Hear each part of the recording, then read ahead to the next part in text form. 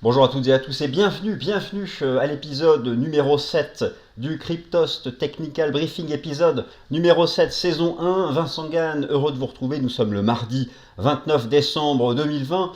C'est donc la dernière émission de l'année. J'espère que le concept vous plaît. N'hésitez pas au passage à utiliser les commentaires pour suggérer des améliorations, formuler des critiques sur cette émission, négatives et positives, naturellement, pour que nous puissions apporter des modifications dès le mois de janvier. Alors, dernière émission de l'année, c'est aussi dans ces commentaires au passage que vous pouvez d'ores et déjà voter pour la 4e crypto-monnaie qui sera analysée la première émission du mois de janvier, mardi prochain. Alors cette semaine, vous avez fait le choix du Binance Coin, BNB, qui sera analysé donc en 4e partie de cette vidéo, puisque je vous en rappelle le concept, tour d'horizon technique, court bien sûr, du cours du Bitcoin, du Coin Ether, Link, et donc cette semaine du Binance Coin. C'est aussi la fin de l'année, l'heure du bilan boursier. Je vais vous montrer un graphique qui fait une synthèse interclasse d'actifs et grandes performances de l'année pour constater que le cours du Bitcoin est leader. Alors, on peut toujours, en fouillant, trouver des actifs plus performants, mais si on raisonne en termes de grandes classes d'actifs, oui, les actifs cryptographiques ont même dépassé les stars technologiques du Nasdaq. Prenons un peu de recul et puis ensuite on fera le tour d'horizon en partant des grands horizons de temps vers des horizons de temps plus courts, du mensuel au H4, donné 4 heures pour l'intraday, pour les crypto-monnaies qui ont été précédemment citées. Écoutez, voilà, je pense que pour l'introduction, c'est tout ce que je voulais vous préciser. Je jette quand même un œil à mes notes. Oui, alors n'hésitez pas donc à vous rendre dans ces commentaires pour voter, c'est important. Ça vous permet de choisir la 4e crypto-monnaie. Et puis au-delà de ça aussi, si vous souhaitez me suivre sur Twitter, mais vous n'êtes pas obligé, vous retrouverez donc le lien dans la description. Voilà, ne perdons pas davantage de temps. On passe au graphique et aux différentes illustrations qui ont été prévues. Alors, je me rapetisse, vous me voyez un peu trop, et on passe directement au vif du sujet. Le vif du sujet, c'est tout d'abord le site Cryptost, je suis dessus. Pour accéder à cette page, le lien se trouve en dessous, par ici, dans la description. Vous avez voté pour Binance Coin, et vous pouvez déjà voter pour l'émission de mardi prochain, mardi 5 janvier, puisque cette page, au moment où vous regardez la vidéo, a été actualisée avec le nouveau sondage. Mais cette semaine, c'est donc BNB ici, qui sera analysé en 4e partie de la vidéo. Alors, je vous ai parlé donc dans l'introduction de faire un bilan. Bien, faisons donc ce bilan. Le bilan, le voici. Vous avez sous les yeux, et je vais disparaître quelques instants, vous avez sous les yeux la hiérarchie relative dynamique d'une sélection d'actifs appartenant à toutes les grandes classes d'actifs depuis le début de l'année. Alors, on peut constater qu'une grande partie de l'année, le cours du Bitcoin n'avait pas forcément une performance exceptionnelle. D'ailleurs, au début de l'année, dans le choc boursier du Covid, au début, en mars dernier, le BTC a souffert. Il avait été utilisé comme une réserve de monnaie, comme une réserve de valeur pour couvrir les appels de marge sur le marché action. Et donc, il avait été traité comme un actif risqué et il avait été en forte déroute. Depuis, il s'est repris et quel magnifique finish en cette fin d'année. Revenons donc à nos moutons.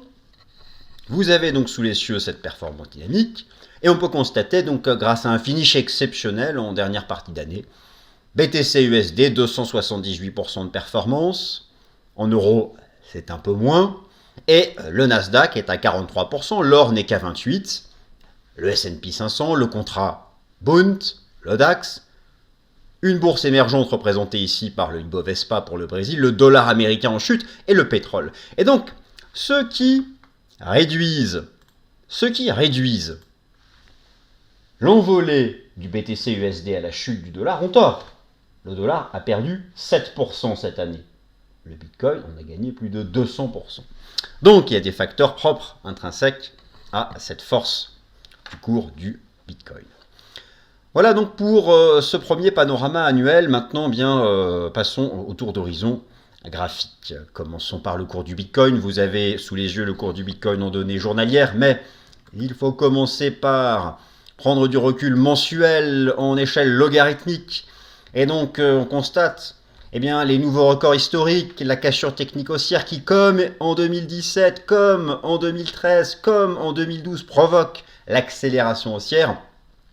Attention, dans l'immédiat, des objectifs techniques ont été atteints. Je pense que le cours du Bitcoin va marquer une pause, tout au moins qu'il va sous-performer. Alors, il y a sous-performer certaines haltes. J'ai quelques éléments intéressants que je vais vous montrer sur la dominance. Mais dans l'immédiat, attention, hausse verticale.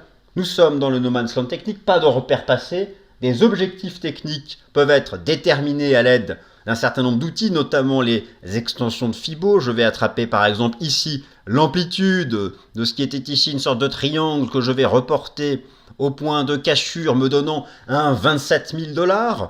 27 000 $ comme cible théorique de cette pattern en triangle de long terme, elle a été faite.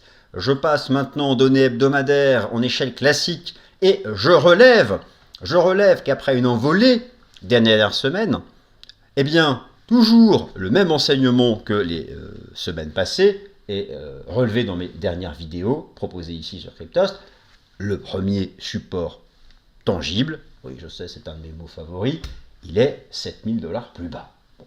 Alors oui, effectivement, la semaine dernière, il n'était que 4 000 $ plus bas. Alors, on s'est encore envolé, mais en hebdomadaire, il est là. Si le marché fait une grosse rouge à 20 000, c'est un pullback, un mouvement de retour. Pas de danger pour le mouvement de fond. Alors, notez le RSI hebdomadaire, résistance. Résistance, résistance. Mais, ce serait trop facile de faire ça. Plus loin dans le passé, 2013, le marché était allé au-delà. Mais nous sommes tout de même sous une résistance hebdomadaire de RSI. En données journalières, attention en données journalières, l'objectif théorique le plus usuel de la VAC 5, vous savez ce décompte dont je vous ai parlé dans la précédente vidéo, a été dépassé. 25 800 $, en reportant du creux de la 1 au top de la 3, au bas de la 4, les extensions, 0,618. Rappelez-vous, la semaine dernière, j'avais défini, grâce à ces extensions, un range 22 000, 24 000. C'était le bon range déterminé par Fibo. On en est sorti par le haut accélération et on a dépassé la cible théorique et elle fait maintenant support. Mais attention, je pense que c'est risqué de croire que ce support peut être acheté. Je pense que ce marché va marquer une pause. Alors, me direz-vous, il pourrait être euphorique et accélérer à 30 000, 35 000 en ligne droite. S'il le fait, ce n'est vraiment pas une bonne chose pour la dynamique de fond. C'est entrer dans une bulle spéculative. Il faut éviter la bulle spéculative. Donc, au-delà de ces considérations qui sont personnelles, je pense que beaucoup de cibles théoriques ont été faites. 27 000, 25 800. Pour ma part, j'envisage vraiment que va venir une grande semaine de retracement ou un gros range. Mais là, franchement, plus du tout à l'aise sur les niveaux actuels. Alors, regardez aussi, à cela s'ajoute une divergence baissière en cours, en devenir non active, en devenir ici en données journalières. Et donc, ce premier support à 25 800 qui était ma cible technique, elle est faite. Et objectif atteint, target reached, comme disent les anglo-saxons. À partir de là, observation de loin. En attendant, alors au bas mot, on pourrait faire un range jusqu'à la trendline. On pourrait faire un range, je l'avais représenté ici sur le BTC-UR, mais c'est pareil. Nous pourrions faire un range jusqu'à la trendline ou revenir à la trendline. En tout cas, avec cette div, je ne suis pas acheteur des 25 800. Bon, pour le moment, c'est vrai que ça fait support. On le voit en données 4 heures. Ça fait support, très bien. Pour le moment, tous ceux qui achètent l'objectif dépassé, ancienne résistance, une fois dépassé, devient donc support, ont raison, très bien. Moi, je n'en fais pas partie. Bon, alors j'ai tort actuellement. Mais franchement, je ne donne pas cher de la peau de ce support, eu égard à un certain nombre d'éléments, notamment ces divergences et des objectifs atteints. Et j'ajoute à cela ce que j'observe sur la dominance BTC. Alors, une divergence baissière du RSI ici sur la dominance BTC, exprimée en pourcentage, à l'époque un reflux de la dominance. Plus récemment, proche de nous, toute petite div, mais il est vrai que on tient encore 70, c'est très important pour la valider de quitter par le bas 70, c'est ce que nous enseigne. Je vous rappelle ce qu'est une divergence baissière standard. Le prix fait un nouveau sommet, le RSI fait 2 sommets descendants, c'est un signal d'alerte, mais ce n'est pas un signal de vente. Le prix fait un nouveau sommet, le RSI fait 2 sommets descendants. Vous avez le cours de clôture ici, le prix fait un nouveau sommet, le RSI fait 2 sommets descendants, mais il faut quitter par le bas 70 pour la valider, ce n'est pas le cas. Donc, tout ceci m'envoie des alertes. Des alertes. Mais regardez le rôle encore du Tenkan-sen sur la dominance. Bon, alors ça tient encore, certes, mais moi j'ai des doutes sur le fait que ça tienne encore longtemps. En tout cas, au stade actuel, 25 800 fait support, la tendance est là, je considère que ces 25 800 sont d'une certaine façon le stop suiveur, le stop glissant de la tendance haussière du moment. En fait, 2 possibilités, soit on accélère à 30K et les supports tiennent, soit vraiment on retrace, c'est actuellement le débat entre tous. Moi, j'intègre dans mon raisonnement la gestion du risque. Et là, franchement, il y a des divs court terme. Et à moyen terme, même si c'est boule, les supports sont très loin. Je dis prudence, prudence, prudence, prudence après le chemin parcouru. Mais pour le moment, ok, ça tient. En tout cas, voilà.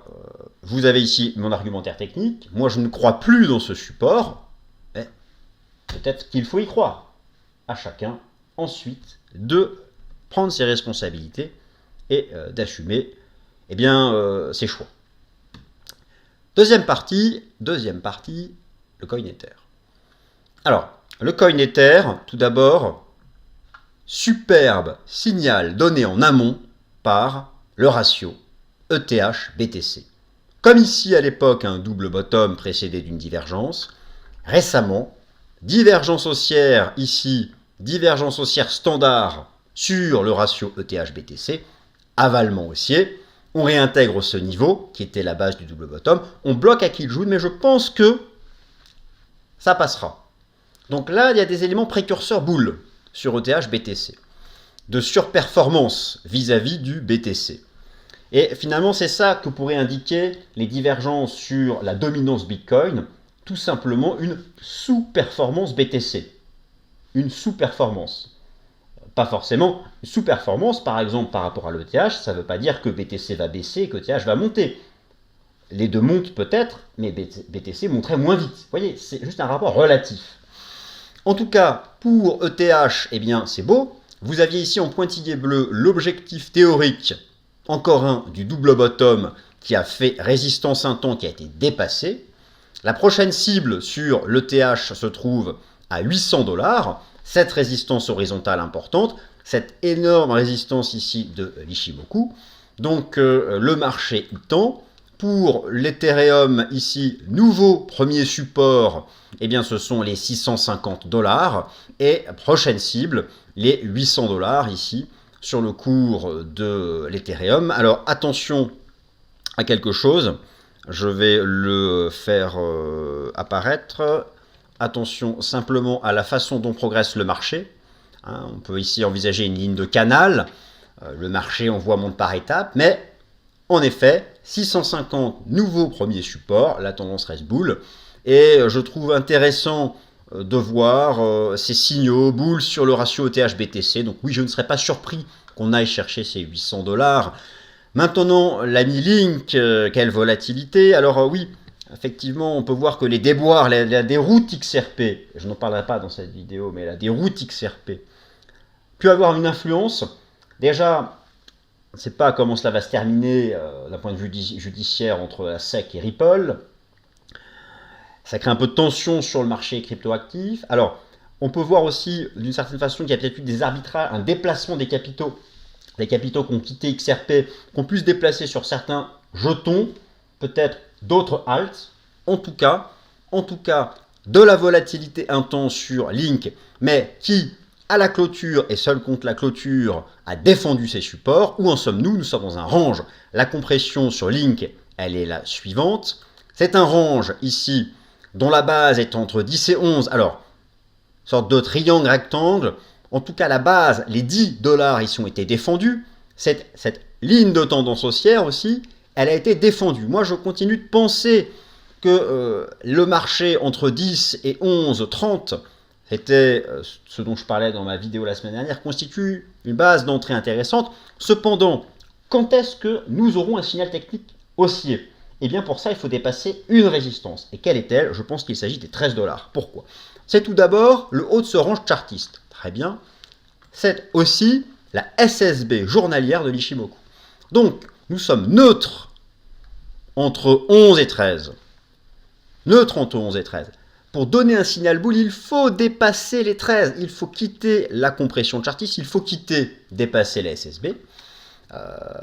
Ce signal sera-t-il donné? Je le crois. Oui, j'ai intégré Link, selon moi, dans les halts avec encore, malgré le beau parcours cette année, du potentiel en 2021. Mais je pense qu'il faut attendre le signal. Alors, acheter sur les cassures techniques haussières, moi j'aime pas ça parce que comment on gère son risque, c'est plus compliqué. Je précise largement les supports, c'est vrai que j'anticipe, et donc je pense encore que cette zone ici est intéressante pour du Link et envisager dans un second temps une cassure des 13. Bon, admettons que pour le moment, ça se fait attendre. Alors, Binance Coin, notre ami Binance Coin, eh bien, là aussi, il s'agit d'arriver après la bataille, mais techniquement, c'était propre boule. L'objectif est presque atteint.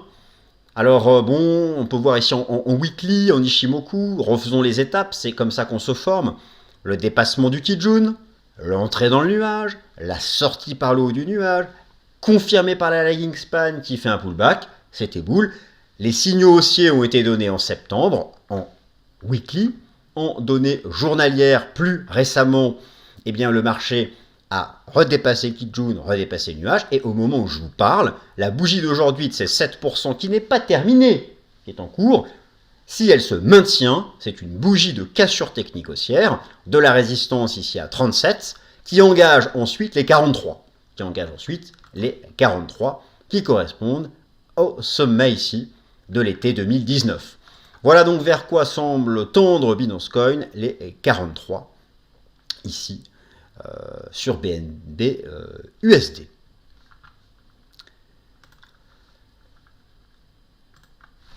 Eh bien voilà, chers auditeurs, j'espère que cette vidéo vous a plu. N'hésitez pas donc à utiliser les commentaires pour donner vos critiques négatives et positives sur cette émission qui continue. La prochaine a lieu donc mardi prochain, le premier mardi du mois de janvier. D'ici là, prenez soin de vous, soyez prudents, passez une bonne soirée, un bon réveillon du nouvel an.